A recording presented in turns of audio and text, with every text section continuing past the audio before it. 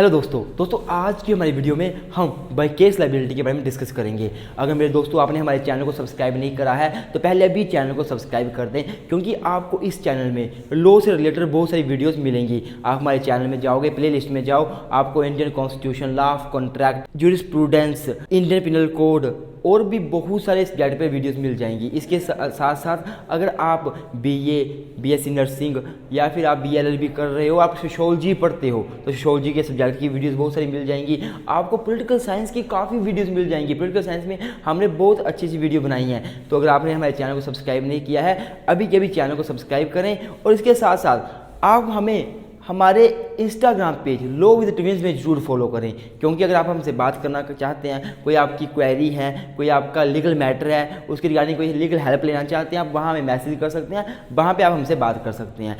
और इसके साथ साथ एक और बात बोलना चाहूँगा कि अगर आपको हमारी वीडियोस हेल्प करती हैं, अगर आपको फ़ायदा होता है और आप हमें कुछ कंट्रीब्यूट करना चाहते हो, कंट्रीब्यूशन चाहे 1 रुपये की हो सकती है, चाहे 5 रुपये की, चाहे 10 रुपये की, चाहे 1000 रुपये की, आपकी अपनी इच्छा है तो आप हमें कंट्रीब्यूट भी कर सकते हैं। जो हमारा गूगल पे नंबर और फ़ोन पे नंबर या पेटीएम नंबर है वो हमने यहाँ पे लिख दिया है, आप कंट्रीब्यूट कर सकते हैं। लेकिन ये कंपलसरी नहीं है, ये आपकी इच्छा है, आपने करना है या नहीं करना है। वीडियो को लाइक जरूर करें अगर वीडियो अच्छी लगी तो। आइए दोस्तों आज की वीडियो को इसके साथ शुरू करते हैं।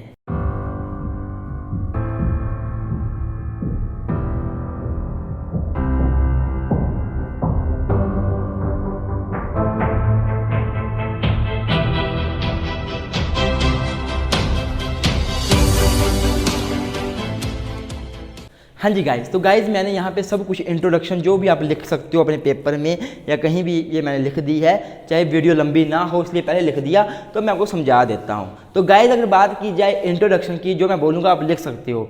गाइज जनरल रूल क्या होता है, साधारण रूल क्या होता है कि जब भी कोई व्यक्ति टोट करता है, टोट मतलब रॉन्गफुल एक्ट करता है, तो उसके रॉन्गफुल एक्ट के लिए वो लायबल होता है।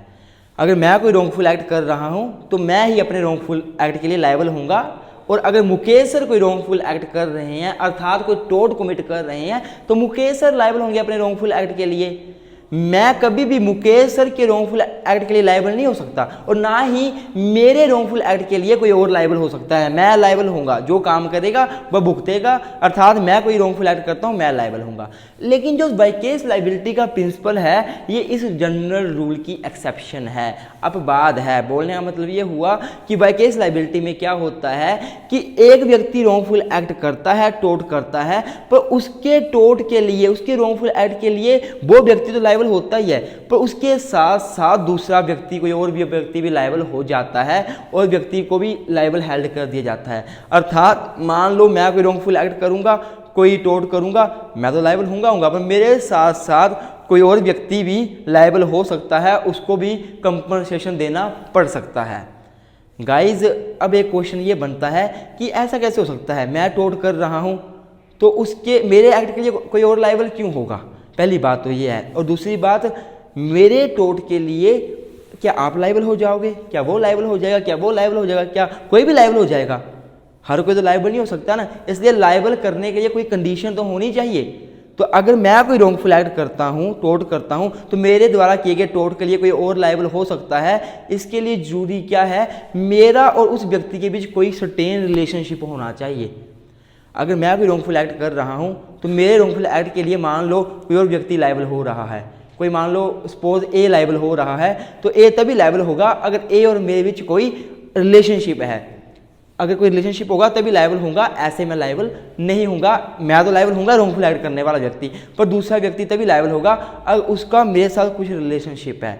अब ये रिलेशनशिप क्या क्या है, तो ये मेनली 3 प्रकार के रिलेशनशिप होते हैं। मैं आपको भी यहाँ पे बता देता हूँ, एक बार आप इसको पढ़ लो, आपको लग जाएगा पता। देखो, general rule is that a person is liable for his own wrongful act and one person can not be held liable for the act of others, What in some cases liability of one person for the acts of other may arise ARISE होगा। This is called by case liability. What for such kind of liability, अगर by case liability को rise करना है तो इसके लिए क्या जरूरी है, but for such kind of liability it is necessary, ये जरूरी है that there must exist certain kind of relationship between the parties। अर्थात अगर आप by case liability के जरिए किसी को लायबल करना चाहते हो तो ये जरूरी है कि आप प्रूव करो कि पार्टीज के बीच रिलेशनशिप है। अर्थात मैं कोई रॉन्गफुल एक्ट करूंगा तो मेरे लिए क्या आप लायबल हो जाओगे? मैं टोट कर रहा हूँ, मैं ही लायबल हूँगा। पर मेरे टोट के लिए किसी और व्यक्ति को अगर लायबल करना है तो जिस व्यक्ति को लायबल कर रहे हो ना, उसके और मेरे बीच कुछ रिलेशनशिप होना चाहिए। अब रिलेशनशिप मेनली 3 प्रकार का होता है, मैं यहाँ पे लिख के बता देता हूँ। हाँ जी, तो कुछ ना कुछ रिलेशनशिप होना चाहिए। रिलेशनशिप क्या है मैंने लिख दिया, relationship of master and servant, principal and agent, partners. अर्थात आप एक व्यक्ति को दूसरे व्यक्ति के एक्ट के लिए तभी लायबल कर सकते हो, कंपनसेशन देने के लिए बोल सकते हो, अगर उन व्यक्तियों के बीच कुछ रिलेशनशिप है। रिलेशनशिप कौन सा है? या तो वो मास्टर एंड सर्वेंट का रिलेशनशिप है, या तो प्रिंसिपल एंड एजेंट का रिलेशनशिप है, या फिर पार्टनर्स का है। अब देखो, अब मास्टर एंड सर्वेंट का रिलेशनशिप होगा तो किसको किसके एक्ट के लिए लायबल किया जाएगा? क्या मास्टर को सर्वेंट के एक्ट के लिए लायबल किया जाएगा या सर्वेंट को मास्टर के एक्ट के लिए लायबल किया जाएगा? तो मेरे दोस्तों मैं आपको बताना चाहूँगा कि अगर मैं बात करूँ मास्टर एंड सर्वेंट रिलेशनशिप की, तो जो सर्वेंट है वो जो मर्जी भी एक्ट करता है। अगर कोई नौकर है किसी व्यक्ति का और वो नौकर जो है कोई उसको काम दिया गया है, कोई भी काम दिया है, मास्टर ने कोई काम दिया है, तो सर्वेंट जो काम भी करेगा जो उस मास्टर ने दिया हुआ है, उस काम को करते हुए अगर उससे कोई भी टोट हो जाता है तो उसका मास्टर लायबल होगा उसके द्वारा किए गए टोट के लिए। इवन दो मास्टर ने खुद कोई टोट नहीं किया, टोट कौन कर रहा है? उसका सर्वेंट कर रहा है, पर जो मास्टर है वो हेल्ड लायबल कर दिया जाएगा, इवन दो टोट जो है सर्वेंट कर रहा है। वैसे ही अगर कोई प्रिंसिपल और एजेंट है तो जो काम अगर कोई एजेंट करता है, एजेंट ने कोई भी काम किया जो कि उसको प्रिंसिपल ने बता रखा था, प्रिंसिपल ने बोला कोई काम करना है और उस काम को करते हुए, मैं बोल रहा हूँ उस काम को करते हुए अगर एजेंट कोई रॉन्गफुल एक्ट कर देता है, टोट कर देता है, तो प्रिंसिपल लायबल हो जाएगा, प्रिंसिपल की लायबिलिटी बन जाएगी। तो वैसे ही पार्टनर्स का होगा, मैं को डिटेल में बताऊंगा आपको एक एक करके। अब जो ये विकेस लायबिलिटी का प्रिंसिपल है ये मेनली 2 मैगजीम के ऊपर बेस करता है। मैं यहाँ लिख देता हूँ फिर डिस्कस कर लेते हैं। हाँ जी, तो जो प्रिंसिपल है विकेस लायबिलिटी का वो मेनली 2 मैगजीम के ऊपर बेस करता है, एक रेस्पोंडेंट सुपीरियर और दूसरी क्वी फेसिड पर एलियम फेसिड पर से। रेस्पोंडेंट सुपीरियर का मतलब ये होता है कि लेट द प्रिंसिपल या फिर let the superior B answerable for the act of his subordinate. जो व्यक्ति सुपीरियर है, जो व्यक्ति प्रिंसिपल है और उसने अपना कोई एजेंट अपॉइंट किया है या कोई सबऑर्डिनेट रखा हुआ है, तो जो एक्ट भी सबऑर्डिनेट करेगा उसके सभी एक्ट्स के लिए प्रिंसिपल लायबल होगा, प्रिंसिपल आंसरेबल होगा। अगर मान लो मैं किसी व्यक्ति को एज ए एजेंट अपॉइंट करता हूं और एजेंट को भी काम देता हूं और वो एजेंट वो काम करते करते कोई टोट कमिट कर देता है, तो उस टोट के लिए एजेंट तो लायबल होगा ही होगा और बाय विकेस लायबिलिटी मैं भी लायबल हो जाऊंगा। दूसरा जो ये विकेस लायबिलिटी है वो बेस करती है इसके ऊपर क्वी फेसिड पर एलियम फेसिड पर से। इसका मतलब होता है he who does an act through another is deemed in law to do himself। अगर कोई व्यक्ति कोई अपना काम किसी दूसरे व्यक्ति के द्वारा करवाता है तो लो ये मानता है कि उस व्यक्ति ने वो काम खुद ही किया है। तो ये 2 मैगजीम आपने याद रखनी है, ये सब कुछ आप इंट्रोडक्शन में लिख सकते हो। अब मैं अगर मीनिंग की बात करूं विकेस लायबिलिटी की तो आपको लग ही गया पता कि vicarious liability means liability of one person for the act of another if there is certain relationship between the 2 parties। अगर 2 पार्टीज के बीच कुछ रिलेशनशिप है तो एक पार्टी के एक्ट के लिए दूसरा पार्टी लायबल हो जाता है, उसको विकेस लायबिलिटी बोलते हैं। सबसे पहले हम इसेंशियल की बात कर लेते हैं कि क्या क्या चीज़ें इसेंशियल होनी चाहिए विकेस लायबिलिटी के लिए, क्या क्या जरूरी है, तो वो हम डिस्कस कर लेते हैं। हाँ जी गाइज, तो गाइज अगर मैं इसेंशियल्स की बात करूं विकेस लायबिलिटी अर्थात विकेस लायबिलिटी के अंडर किसी को लायबल करना हो तो क्या क्या चीज़ें जरूरी हैं, इसेंशियल क्या है, तो 2 मेनली इसेंशियल है। सबसे पहला इसेंशियल जो मैंने आपको बताया, there must be existence of some relationship. अर्थात अगर आप विकेस लायबिलिटी के अंडर किसी को लायबल करना चाहते हो तो एक रिलेशनशिप होना बहुत जरूरी है कोई ना कोई, क्योंकि मैं कोई रॉन्गफुल एक्ट करूंगा तो मेरे एक्ट के लिए कोई और व्यक्ति क्यों लायबल हो जाएगा? क्या आप लायबल हो जाओगे? क्या कोई रोहित लायबल हो जाएगा? क्या कोई राहुल लायबल हो जाएगा? क्यों लायबल होगा? तभी लायबल होगा जब हमारे बीच कोई रिलेशनशिप है। इसलिए विकेस लायबिलिटी का प्रिंसिपल अगर अप्लाई करना हो तो जो 2 पार्टीज हैं ना उनके बीच कुछ ना कुछ रिलेशनशिप होना चाहिए। रिलेशनशिप जो मास्टर एंड सर्वेंट का भी हो सकता है, प्रिंसिपल एंड एजेंट का भी हो सकता है और पार्टनर्स का भी हो सकता है। पर अगर उनके बीच रिलेशनशिप है तो थोड़ा बाई केस लाइबिलिटी का प्रिंसिपल लग जाएगा हर बार, नहीं, दूसरा प्रिंसिपल भी पूरा होना चाहिए। दूसरा प्रिंसिपल क्या है, द टोट must be committed in course of employment. जो सर्वेंट है या जो एजेंट है या फिर जो पार्टनर है, उन्होंने जो टोट कमिट किया है ना, वो इन कोर्स ऑफ एम्प्लॉयमेंट किया है। इन कोर्स ऑफ एम्प्लॉयमेंट का मतलब क्या है, हम केस को डिस्कस करेंगे, पर मैं आपको जनरली बता देता हूँ। इन कोर्स ऑफ एम्प्लॉयमेंट का मतलब होता है कि जो एम्प्लॉयमेंट उसको दिया गया था, जिसके लिए उसको एम्प्लॉय किया गया था, उसको सैलरी देते थे काम करने के लिए, उस काम को करते हुए उससे टोट हुआ है। मान लो मेरा एक ड्राइवर है, उसका काम क्या है, मेरे बच्चे हैं उनको यहाँ से स्कूल लेके जाना, वो डेली बच्चों को स्कूल छोड़ता है, वापस आता है। अब मैंने क्या काम दे रखा ड्राइवर को कि मेरे बच्चों को स्कूल लेके जाना है, वहाँ से वापस लेके आना है। तो मेरा ड्राइवर मान लो मेरे बच्चों को स्कूल लेके जा रहा है और कोई भी एक्सीडेंट हो जाता है, कोई भी घटना घट जाती है, तो जो ड्राइवर टोट कर रहा है ना, उसके टोट के लिए मैं लायबल हो जाऊंगा, क्योंकि जो उसने टोट किया वो इन कोर्स ऑफ एम्प्लॉयमेंट किया, जो उसको काम दिया गया था उस काम को करते हुए किया उसने टोट। अगर मान लो मैंने एक व्यक्ति है, उसको अपना ड्राइवर रखा हुआ है, काम क्या है, यहाँ से बच्चों को स्कूल लेके छोड़ना है और स्कूल से बच्चों को वापस लेके आना है, पर वो व्यक्ति जो बीच का खाली टाइम है उसमें क्या है, अपना कोई पर्सनल काम करने के लिए या अपनी मम्मी को या अपने वाइफ को हॉस्पिटल लेके जा रहा है, अपना पर्सनल काम कर रहा है, मेरा कोई काम नहीं कर रहा, और वहाँ कोई एक्सीडेंट कर देता है, तो इन कोर्स ऑफ एम्प्लॉयमेंट नहीं माना जाएगा। वो इन कोर्स ऑफ एम्प्लॉयमेंट है ही नहीं, उसने मेरा काम करते हुए काम ऑफेंस ना किया, मेरा काम करते हुए टोट नहीं कमिट किया, उसने अपना काम करते हुए किया। तो बेशक हमारे दोनों के बीच रिलेशनशिप है मास्टर एंड सर्वेंट का, पर वो व्यक्ति मेरे को लायबल नहीं कर सकता, मैं लायबल नहीं हूँगा।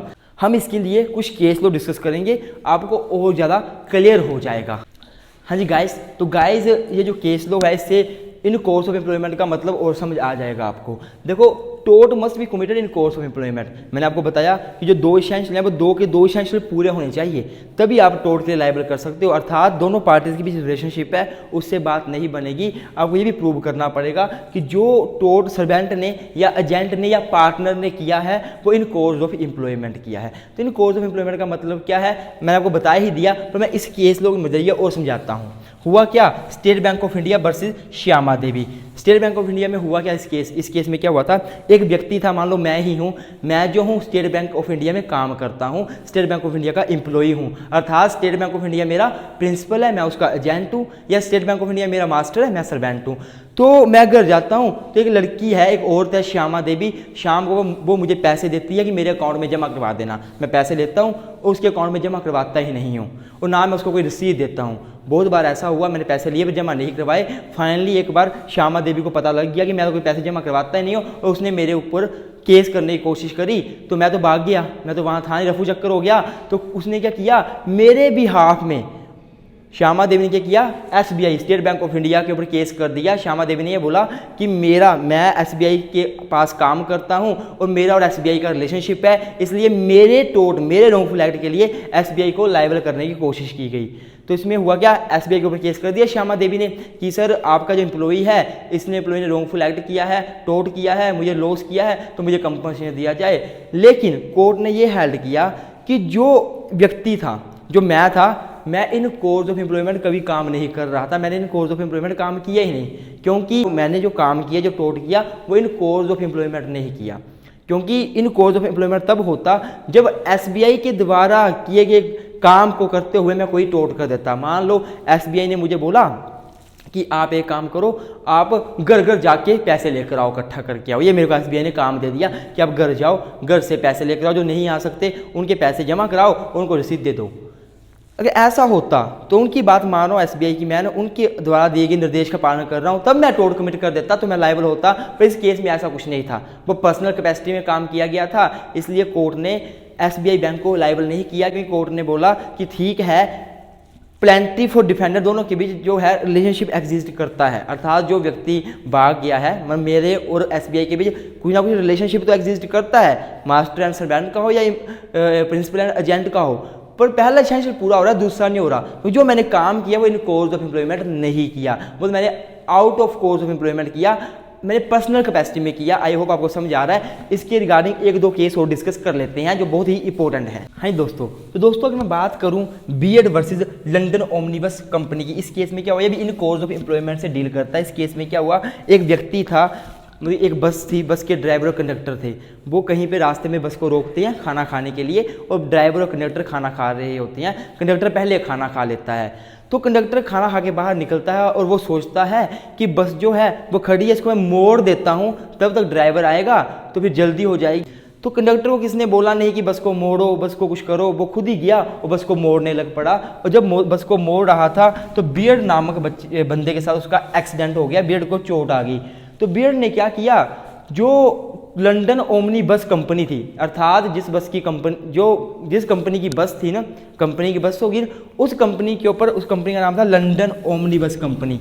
तो उस कंपनी के ऊपर बियर्ड ने केस फाइल कर दिया कि मुझे कंपनसेशन दिया जाए। तो इस केस में क्या हुआ, कोर्ट ने लंदन ओमनी बस को लायबल नहीं किया। उन्होंने बोला कि ठीक है, लंदन ओमनी बस और जो कंडक्टर उनके बीच कोई ना कोई रिलेशनशिप है, वो उनका एम्प्लॉई है, पर जो कंडक्टर था उसको ओमनी बस जो कंपनी थी, इसने एज ए ड्राइव करने के लिए एम्प्लॉय किया ही नहीं था। उसका काम तो कंडक्टर का था, अर्थात जो कंडक्टर है वो इन कोर्स ऑफ एम्प्लॉयमेंट तो काम कर नहीं रहा था। जो उसको एम्प्लॉयमेंट दिया गया था कंडक्टर का, वो थोड़ा कर रहा था, वो तो ड्राइविंग कर रहा था, वो पर्सनल कैपेसिटी में काम कर रहा था। इसलिए कोर्ट ने बोला जो बियर्ड है वो लंदन ओमनी बस को लायबल नहीं कर सकता। हाँ, वो उस व्यक्ति को, कंडक्टर को पर्सनली लायबल कर सकता है, उससे कंपनसेशन ले सकता है, पर ओमनी बस कंपनी जो है वो लायबल नहीं होगी। इसके साथ एक और केस लोग डिस्कस कर लेते हैं। हाँ जी, तो ये केस जो है वो है लिम्पस वर्सेस लंदन ओमनी बस। बहुत लैंडमार्क केस है, यूजीसी नेट के पेपर में बहुत बार पूछा जाता है ये वाला केस। इस केस में क्या हुआ कि जो ओमनी बस कंपनी है, इसकी बहुत सारी बसेज चलती थी,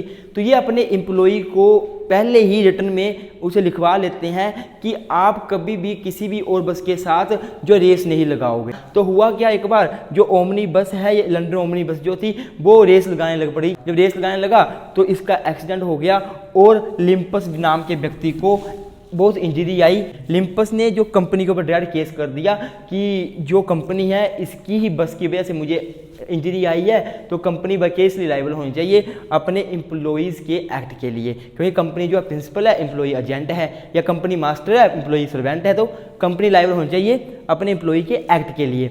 लेकिन जो कंपनी वाले उन्होंने ये प्ली ली कि सर हमने तो अपने एम्प्लॉई से पहले ही रिटर्न में ले रखा था कि आपने कभी रेस नहीं करनी है, हमने तो रेस करने के लिए बिल्कुल मना किया था, अब उन्होंने कर दी, हमारी क्या गलती है। तो कोर्ट ने ये बोला कि नहीं, जो एक्सीडेंट हुआ है वो इन कोर्स ऑफ एम्प्लॉयमेंट ही हुआ है। जो ड्राइवर ओमनी बस को लेके जा रहा था वो अपने पर्पस के लिए लेके नहीं जा रहा था, वो आपके द्वारा दिए काम को कर रहा था। हाँ, ये ठीक है कि वो तेज जा रहा था, रफ्तार से जा रहा था, पर काम तो आपका ही कर रहा था। और साथ ही साथ ऐसे एम्प्लॉई रखने का मतलब क्या बनता है, ऐसे एजेंट रखने का मतलब क्या बनता है जो आपकी बात ही ना माने।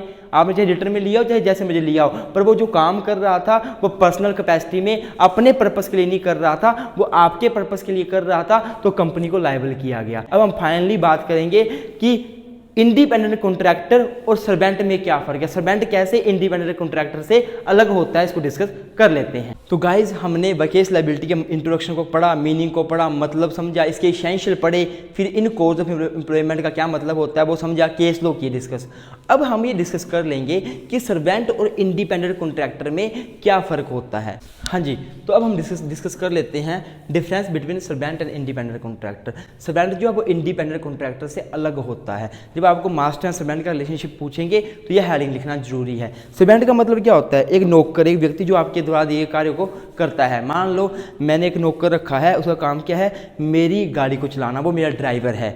लेकिन इंडिपेंडेंट कॉन्ट्रैक्टर का मतलब क्या होता है, फॉर एग्जाम्पल मैंने किसी को नौकर नहीं रखा हुआ है, किसी को सर्वेंट नहीं रखा हुआ है, मेरे को मान लो कांगड़ा से चंडीगढ़ जाना है तो मैं किसी की टैक्सी हायर कर लेता हूँ। जब टैक्सी वाला ड्राइवर जो है वो गाड़ी लेके जा रहा है, अब जो टैक्सी का ड्राइवर है वो मेरा ना तो सर्वेंट है, मैंने सिर्फ उसको हायर किया है, तो वो टैक्सी का ड्राइवर इंडिपेंडेंट कॉन्ट्रैक्टर माना जाएगा। होता क्या है कि अगर इंडिपेंडेंट कॉन्ट्रैक्टर कोई भी टोट करता है, रॉन्गफुल एक्ट करता है, तो उसके लिए हम लोग लायबल नहीं होते। जो व्यक्ति उसको हायर कर रहा है वो लायबल नहीं होता, उसको मास्टर कंसीडर नहीं किया जाता है। मान लो मैं अपने ड्राइवर को लेकर चंडीगढ़ जाता हूँ, रास्ते में एक्सीडेंट हो गया तो मैं लायबल हूँगा, क्योंकि ड्राइवर जो है मेरा सर्वेंट है, तो उसके टोट के लिए मैं लायबल हूँगा। लेकिन अगर मान लो मैं कोई टैक्सी हायर करता हूँ और मैं उसको पैसे देता हूँ, किराया देता हूँ, वो मेरे को लेके जा रहा है चंडीगढ़।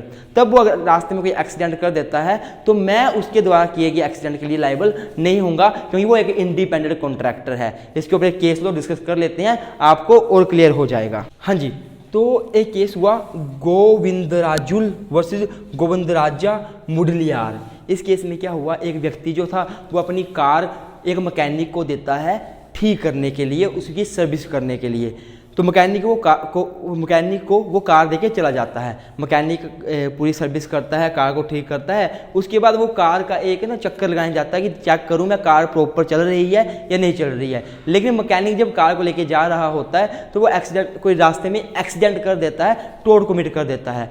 तब उसके बाद जो कार का मालिक होता है वो मैकेनिक के ऊपर केस फाइल करता है कंपनसेशन का, कि मेरी कार को तुमने डैमेज कर दिया। तो जो मैकेनिक है वो प्ली लेता है कि मैं तो आपका सर्वेंट था, आपका नौकर था, आपके लिए काम कर रहा था, तो मेरी लाइबिलिटी क्यों बना रहे हो आप। तो कोर्ट ने इस केस में हेल्ड किया कि जो मैकेनिक था वो एक इंडिपेंडेंट कॉन्ट्रैक्टर था, क्योंकि इंडिपेंडेंट कॉन्ट्रैक्टर का मतलब ये होता है कि ऐसा व्यक्ति जो इंडिपेंडेंट होता है, अपने अनुसार काम करता है, अपनी बुद्धि से काम करता है, अपने अनुसार अपनी डायरेक्शन के अनुसार काम करता है, वो किसी के अंडर नहीं होता। क्या मैकेनिक उसके अंडर था? क्या मैकेनिक को उसने बोला ऐसे काम कर वैसे काम कर? कुछ नहीं बोला ना। तो मैकेनिक के जो है वो इंडिपेंडेंट कॉन्ट्रैक्टर हेल्ड किया गया और उसको लायबल किया गया। सर्वेंट तो वो होता है जो आपके बोले अनुसार काम करता है, जो आपने बोल दिया वैसे काम करेगा। मान लो मेरा कोई ड्राइवर है, उसको बोलूंगा स्लो चलेगा, उसको बोलूंगा तेज चलेगा, उसको बोलूंगा यहाँ चल वहाँ चलेगा। पर अगर मान लो मैं कोई ओला से टैक्सी हायर करता हूँ, उसको मैं बोलता हूँ ऐसे चल वैसे चल, वो बोलेगा भाई साहब आप उतर जाओ, किसी और की कार कर लो, मुझे आता है, मैं इतने टाइम से ड्राइविंग कर रहा हूँ, मुझे पता कैसे चलाते हैं, तो आप रहने दो, मेरी बेइज्जती हो जाएगी। तो वो इंडिपेंडेंट कॉन्ट्रैक्टर है। पर जो ओला के अंदर काम कर रहा है कोई सर्वेंट, तो वो सर्वेंट तो है पर वो ओला वालों का सर्वेंट है। तो हम लोग ओला वालों पे डायरेक्ट केस कर सकते हैं अगर कोई एक्सीडेंट कर देता है वो बंदा। मान लो मैंने कोई टैक्सी हायर की, ओला से टैक्सी हायर कर ली, मैं चल पड़ा, रास्ते में एक्सीडेंट हो गया, तो मेरा सर्वेंट नहीं है, वो तो इंडिपेंडेंट कॉन्ट्रैक्टर है, तो मैं तो लायबल नहीं होऊंगा। पर जो ओला वाले ने उसको हायर किया हुआ है तो ओला कंपनी को आप लायबल कर सकते हो। ओला को मास्टर मान लिया जाएगा और जो बंदे ने एक्सीडेंट किया उसको सर्वेंट मान लिया जाएगा। अगर वीडियो अच्छी लग रही है तो वीडियो को लाइक जरूर करें। अब मैं आपको एक बार पार्टनर्स के बारे में बता देता हूँ, रिलेशनशिप अमंग द पार्टनर्स। देखो हमारे कंट्री में एक लॉ है जिसका नाम है पार्टनरशिप एक्ट 1932। Partnership act 1932।